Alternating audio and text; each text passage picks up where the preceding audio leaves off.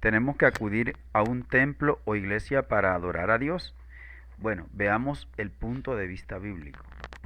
Millones de personas acuden religiosamente a edificios religiosos a fin de orar a Dios. Otras realizan largos peregrinajes a dichos lugares. Pregunta: ¿le parece que es necesario ir a un templo o iglesia para adorar a Dios? ¿O cree que es posible hablar con Él, con Dios, en cualquier sitio y en cualquier hora? Por último, ¿qué dice la Biblia al respecto? Bueno, veamos el punto de vista bíblico. Al comienzo de la historia no existían edificios religiosos. Nuestros primeros padres vivían en un hermoso jardín y desde allí se comunicaban con su creador, Jehová Dios. Esto lo puede leer en Génesis capítulo 2, versículo 8. ¿Y quiénes fueron nuestros primeros padres? Adán y Eva. A medida que la familia humana fue creciendo, hubo hombres justos, como Noé, que anduvieron con el Dios verdadero sin la ayuda de lugares de culto, sin iglesias. Todo lo puede leer en Génesis capítulo 6, versículo 9. Se trata de hombres de oración que amaban a Jehová Dios y obtuvieron su favor. Por otra parte, Dios no mora en edificios hechos por el hombre. Los fieles siervos de Dios de la antigüedad sabían que el creador de la tierra y el vasto universo no habita en edificios hechos por el hombre. ¿Verdaderamente moraba Dios con la humanidad sobre la tierra?, preguntó el sabio rey Salomón. Luego reconoció con toda razón y dijo: mira, el cielo sí, el cielo de los cielos mismos no puede contenerte. Esto lo dijo el rey Salomón en el libro de Segunda de Crónicas, capítulo 6, versículo 18, que los invito a leer en sus Biblias. Es cierto que los israelitas tuvieron un tabernáculo y luego un templo en el que celebraban las fiestas religiosas anuales que dictaba la ley de Dios. Esto lo puede leer en el libro de Éxodo capítulo 23, versículo 14 al 17. No obstante, podían orar a Jehová cuando quisieran, ya estuvieran pastoreando sus rebaños, atendiendo sus cultivos, disfrutando de momentos de soledad o pasando tiempo con la familia. Esto lo puede leer en el libro de Salmo capítulo 65, versículo 2, en la antigüedad más antigua de la Biblia, como es el Antiguo Testamento. Por eso puede leerlo en el libro de Salmo capítulo 65, versículo 2. Pero también en el primer siglo de esta nueva era lo puede leer en el libro de Mateo capítulo 6, versículo 6. Todo esto lo puede leer en su Biblia. Nosotros también podemos comunicarnos con Dios a toda hora y en todo sitio. Jesucristo, nuestro modelo, buscaba a menudo lugares privados y tranquilos para hacerlo, para adorar a Dios, para comunicarse con Dios. Esto lo puede leer en el libro de Marcos capítulo 1, versículo 35. En una ocasión el mismo Jesús, por ejemplo, salió a la montaña a orar y pasó toda la noche en oración a Dios. Esto lo puede leer en el libro de Lucas capítulo 6, versículo 12. Claro, siendo judío, Jesús asistía sin falta al templo de Jerusalén para las fiestas religiosas. Esto lo puede leer en el libro de Juan capítulo 2, versículo 13 al 14. No obstante, Jesús predijo que aquel edificio dejaría de ser el centro de la religión verdadera. Cerca de una montaña de Samaria, donde los samaritanos tenían un templo, Jesús le dijo a una mujer de la zona: la hora viene cuando ni en esta montaña ni en Jerusalén adorarán ustedes al Padre. Y eso fue así. Entonces añadió: los verdaderos adoradores adorarán al Padre con espíritu y con verdad. Y así es que se ora a Jehová actualmente. Esto lo puede leer en el libro de Juan capítulo 4, versículo 21 al 23, que los invito a leer en su Biblia.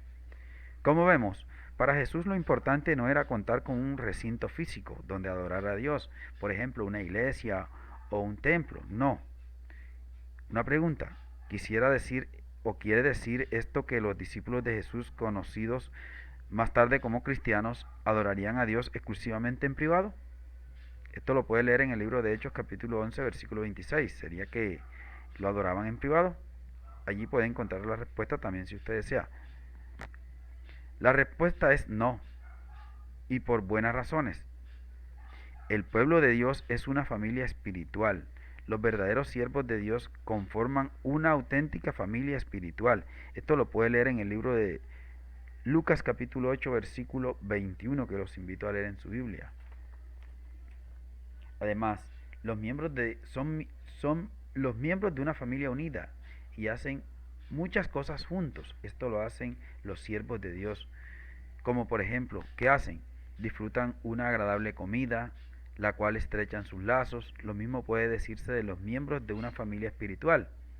Las reuniones cristianas son como un banquete que nutre la espiritualidad y fortalece los vínculos entre ellos.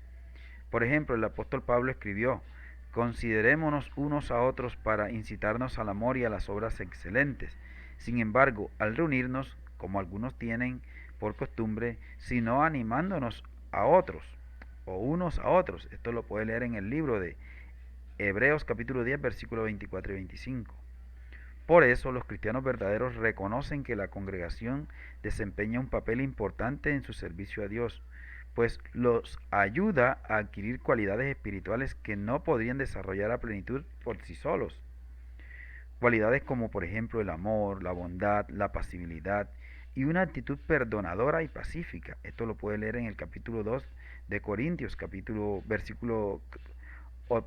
segunda de Corintios capítulo 2, versículo 7, o el libro de Gálatas capítulo 5, versículo 19 al 23. Entonces, por último, para terminar, ¿tenemos que adorar a Dios desde un lugar específico para que nos escuche? Veamos el punto de vista bíblico. Hagamos una pregunta. ¿Dónde se reunían los cristianos del siglo I para ayudarse mutuamente y adorar a Dios? Bueno, veamos lo que dice la Biblia. A menudo en lugares particulares, allí se reunían. A menudo se reunían en lugares particulares. Y esto lo dice el libro de Romanos capítulo 16, versículo 5, y lo dice el libro de Colosenses capítulo 4, versículo 15, que los invito a leer. Por ejemplo, cuando el apóstol Pablo le escribió a un hermano en la fe, también dirigió la carta a la congregación que se reunía en su casa. Esto lo puede leer en el libro de Filemón capítulo 1 versículo 2, lo que quiere decir que en el primer siglo los apóstoles y discípulos de esa época se reunían hasta en sus casas. Tal como ellos, el pueblo de Dios de nuestros días no necesita edificios fastuosos destinados al culto. Necesitan más bien solo lugares que puedan albergar cómodamente a todo el que desea asistir a la reunión espiritual. Así son los salones, por ejemplo, en los que se puede reunir una persona. Y de esta manera podemos ver que uno debe acercarse a Jehová Dios. Entonces uno se puede reunir en cualquier sitio para adorar a Jehová Dios, siempre con respeto a Jehová Dios.